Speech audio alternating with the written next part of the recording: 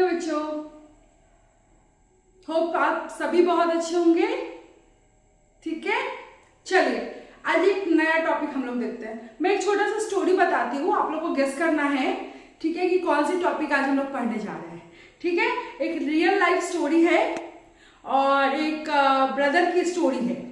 ठीक है, ये कहानी है एक ब्रदर की, ठीक है, जो अपने हॉस्पिटल में एज ए स्टाफ नर्स काम करते हैं और उन्होंने अपने क्विक थिंकिंग से किसी की जान बचाई है।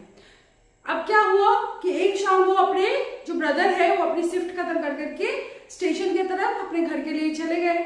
स्टेशन पर अचानक उन्होंने देखा कि एक मिडिल एज की जो आदमी है, ठीक है, वो अचानक से चक्कर खा करके गिर पड़े।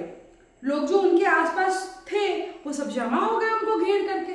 अब पर किसी को क्या हुआ कि समझ ही नहीं आ रहा था कि ये करना क्या है, क्योंकि अचानक से कोई अगर बेहोश हो जाए हमारे सामने तो हमारी जो थिंकिंग स्किल है हो सकता है कि हमको समझ ही नहीं आ रहा हो कि हमको क्या करना है। अभी क्या हुआ कि जो ब्रदर है वो बिना देर किए वीर को थोड़ा सा साइड करके वो क्या किए कि जो हमारे जो मिडिल एज जो अंकल हैं, ठीक है, मिस्टर वर्मा, वो उनके पास पहुंचे और उन्होंने बोला, अंकल आप ठीक हो? उन्होंने टैप किया, शोल्डर को टैप करके बोला कि अंकल आप ठीक हो, लेकिन कोई जवाब ही नहीं आया।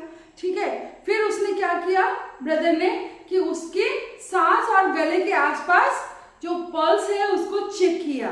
हाँ, और धड़कन बिल्कुल बंद थी और सांस भी रुकी हुई थी। अभी क्या हुआ कि ब्रदर ने तुरंत एक बाय स्टैंड से कहा कि आप जल्दी से 112 को इमरजेंसी को कॉल कीजिए और एम्बुलेंस को बुलाइए। अब क्यों बोला ऐसा कि एम्बुलेंस को बुलाइए? और फिर उसने क्या किया, फिर ब्रदर ने क्या किया कि मिस्टर वर्मा को सीधे जमीन पे लिटाया, अपने दोनों हाथ से चेस्ट के सेंटर में लॉक किया और फिर क्या किया, पूरी ताकत से कंप्रेशन देना स्टार्ट किया, वो भी बिना रुके 100 से 120 मिनट पर मिनट, ठीक है, की रफ्तार से पुश कर रहे थे। ठीक है, और जो मैन स्टेइंग अलाइव गाने की रिदम याद करते हुए हर 3 कंप्रेशन के बाद उसने सर को टिल्ट किया, नाक बंद की और 2 रेस्क्यू ब्रीथ दी। ठीक है, अब क्या हुआ कि जो हमारे ब्रदर है वो थक चुके थे, लेकिन उन्होंने कंप्रेशन बंद नहीं किया क्योंकि वो जानते थे कि अगर 1 सेकंड के साथ ब्रेन डेड हो सकता है। लगभग 4 मिनट के लगातार सीपीआर के बाद जो हमारे मिस्टर वर्मा ने अचानक से गहरी सांस ली और उनके हाथ पैर में हल्की सी मूवमेंट हुई और उनकी पल्स जो थी वो वापस आ गई। समझ में आया? तो कुछ ही देर में एम्बुलेंस वहां पहुंच गई और जो हमारे पैरामेडिकल स्टाफ जो आए थे एम्बुलेंस में, उन्होंने मिस्टर वर्मा को हॉस्पिटल शिफ्ट किया। ठीक है, और फिर डॉक्टर साहब ने क्या कहा कि डॉक्टर साहब ने बोला कि अगर आज हमारे ब्रदर सही समय पे एक्शन नहीं लिया होता तो इनकी जान खतरे में पड़ सकती थी, इनकी जान भी जा सकती थी। ठीक है, तो मतलब क्या कि ब्रदर ने इनको नई जिंदगी दे दी। अब बताइए कि इससे आपको क्या समझ में आया कि अभी जो ब्रदर हैं उन्होंने कौन सा एक्शन प्लान किया था? पता है क्या किसी को? वेरी गुड, CPR, CPR दिया था। CPR क्यों देते हैं? CPR cardio pulmonary resuscitation.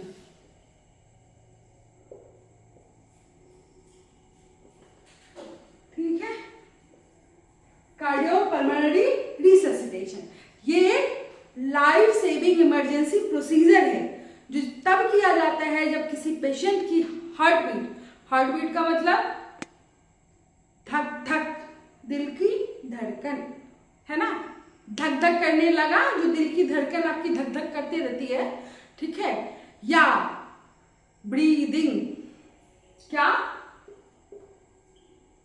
Breathing, ठीक है, ब्रीदिंग मतलब सांस लेना।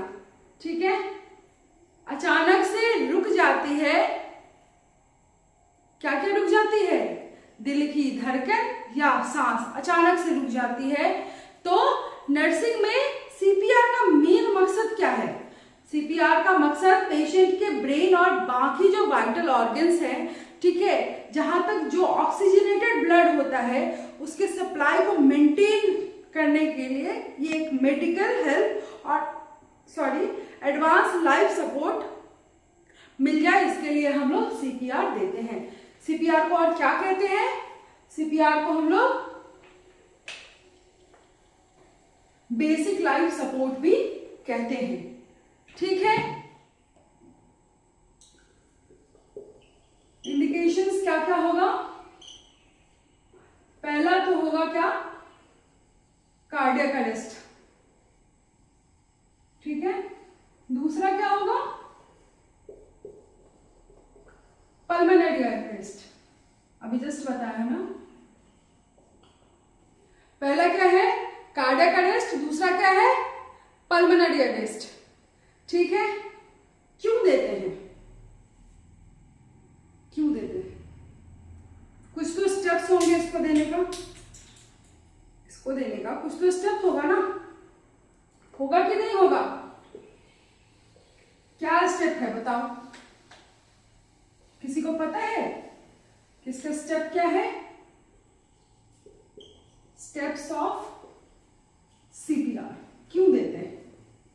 देते क्यों है ये तो पता कर लिया हमने कि कार्डियक अरेस्ट के पेशेंट को देंगे।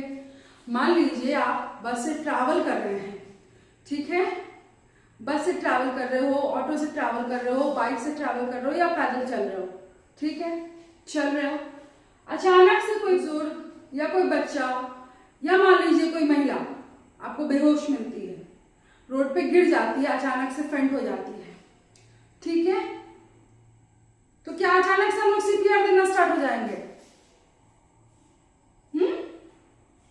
सबसे पहले उसको क्या करेंगे?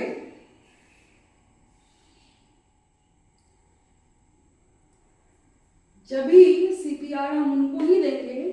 अब अचानक मान लीजिए कि आपको मैंने आज पढ़ा दिया कि सीपीआर क्या है, ठीक है। अब मान लीजिए आप गए बाजार में जाने के बाद एक आदमी लेटा हुआ है।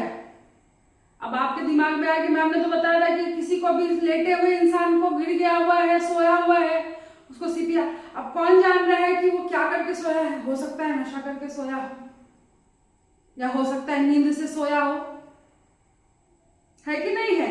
इसलिए हम लोग सबसे पहले क्या करते हैं? स्टेप्स ऑफ सीपीआर फॉलो करते हैं। तो सीपीआर फॉलो करने के लिए सबसे पहले क्या देखते हैं? Safety, scene safety. Scene safety क्यों देखते हैं? आप किसी भी इंसान को सीपीआर दे रहे हो, ठीक है, मान लीजिए उसका रोड ट्रैफिक एक्सीडेंट हुआ है, वो अचानक से बेहोश हो गया हुआ है और आपको क्या देना है? उसको सीपीआर देना है। तो सबसे पहले हम लोग किस पे फोकस करेंगे? सेफ्टी पे। अरे भीड़ में तो नहीं देंगे ना, नाला के ऊपर तो नहीं देंगे, गाड़ी पे ही तो नहीं देने लगेंगे, कोई तो सेफ जगह लेंगे ना। अब आजकल रोड के गड्ढे अगल बगल में हैं, ठीक है, और आप बहादुर बनने के चक्कर में कहीं पे उसको सीपीआर देना स्टार्ट कर दोगे, फिर तो दिक्कत हो जाएगी ना। बंदा पहले से परेशान है, दूसरा परेशानी आप दे दोगे उसको, है कि नहीं है? इसलिए सेफ प्लेस होना चाहिए। Place the patient in the safe place where there is no harm to victim और रेस्क्यूअर। ये नहीं कि बस उसको ही हार्म नहीं होना चाहिए, आप अपने आप को बचाते हुए उसको सीपीआर देंगे। समझ में आया पहला बात? दूसरा क्या बोल रहा है? Check response.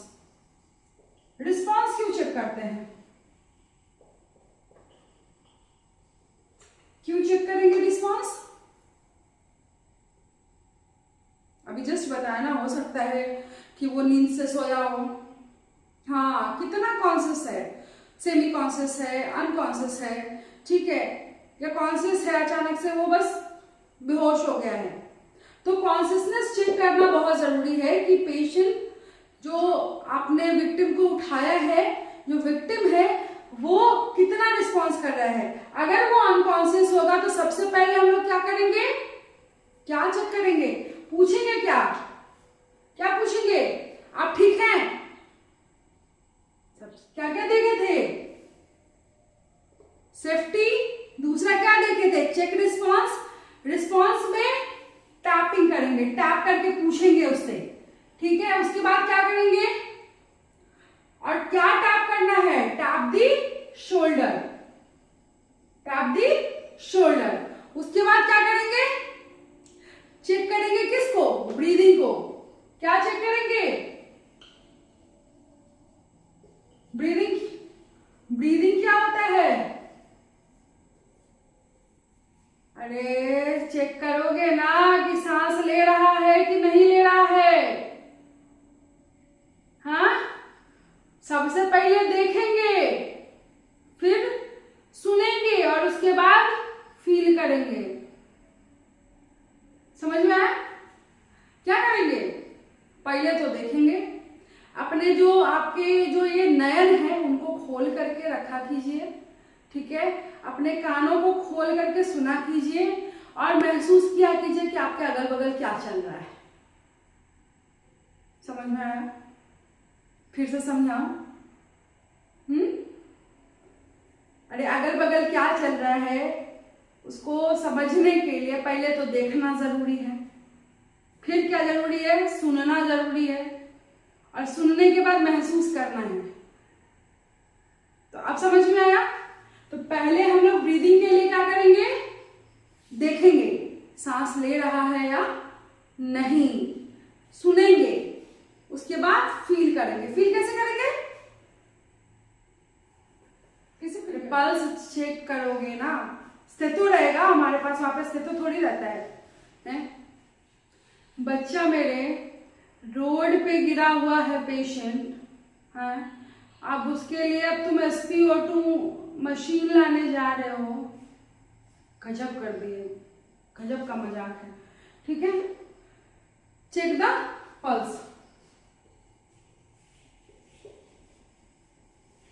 जितना देर में लेकर के आओगे ना पल्स ऑक्सीमीटर उसका चेक करने के लिए, तब तक कुछ और हो गया रहेगा, कुछ और अनहोनी हो जाएगी उसके साथ। ऐसा कुछ कांड मत कीजिएगा, ठीक है।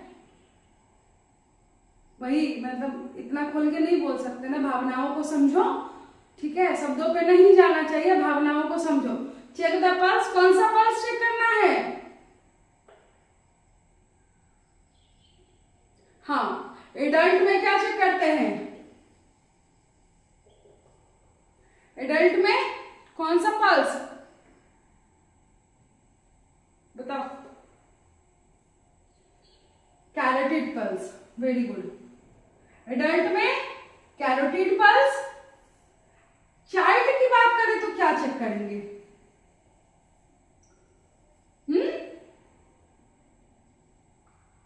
पाइकल, पाइकल कैसे चेक करेंगे इसमें, सबसे जो बेस्ट साइट होता है चाइल्ड में चेक करने का पल्स वो होता है फीमोरल, ठीक है, फीमोरल नहीं तो कैरोटिड। और इन्फेंट में क्या चेक करेंगे, इन्फेंट में, इन्फेंट में क्या चेक करेंगे, इन्फेंट में क्या चेक करेंगे बताइए, ठीक है, हाँ, तो इन्फेंट में क्या चेक करेंगे हम लोग, ब्रेकियल पल्स चेक करते हैं।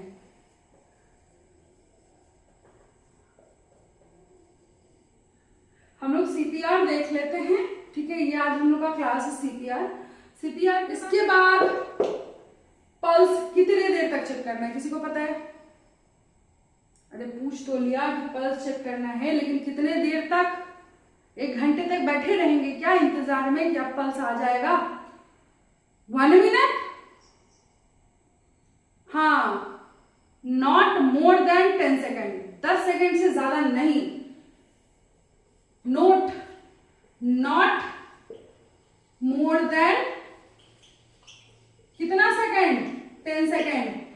1 मिनट के इंतजार में क्या ही हो जाएगा, क्या ही से क्या ही हो जाएगा, ठीक है।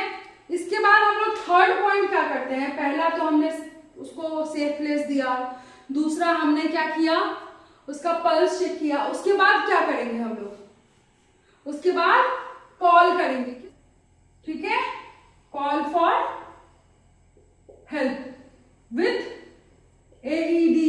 क्या होता है एईडी? नाम सुना है? एईडी का नाम सुना है बच्चों? क्या होता है एईडी? बताओ, किसी को पता है क्या होता है एईडी?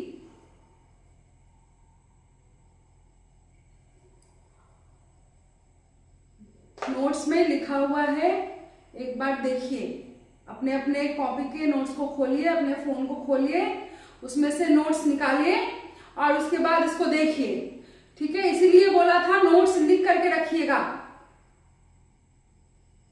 तो समझने में आसानी होगी।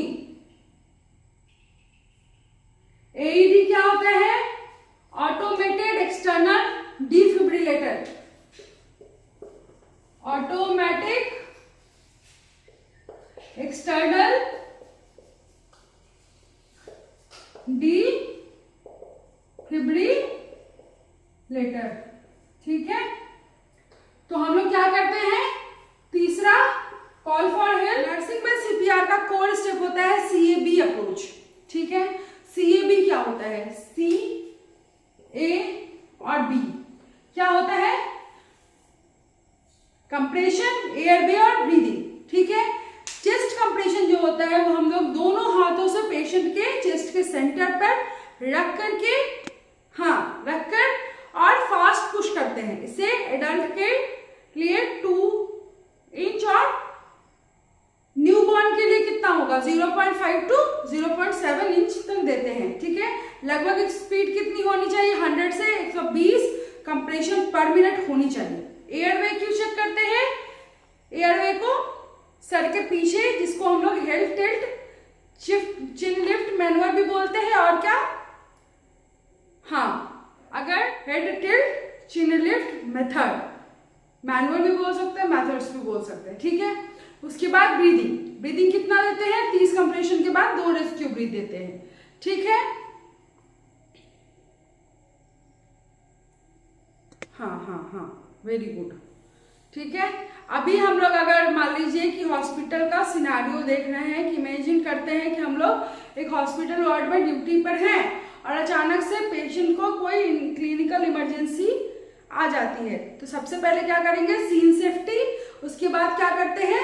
रिस्पॉन्स चेक, आप ठीक है या नहीं। उसके बाद call for help, pulse and breathing check करते हैं, है ना। पल्स और ब्रीदिंग कैसे चेक करते हैं?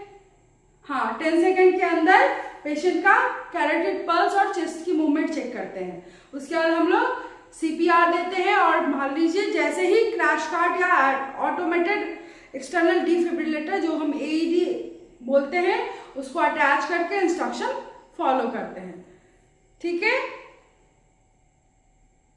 Very good. तो अभी हम लोगों ने क्या देखा? सीपीआर देखा। सीपीआर के साथ साथ हम लोग मैनुअल भी देते हैं, jaw thrust manual, helmet manual, जो कि बच्चों में देते हैं 5 स्टेप बैक, और एक हेड लिफ्ट चिन लिफ्ट मैनुअल, ठीक है। एयरवे चेक करते हैं और उसके बाद हम लोग उनको ACLS जो होता है, ठीक है, हाँ, ACLS automated cardiac life support,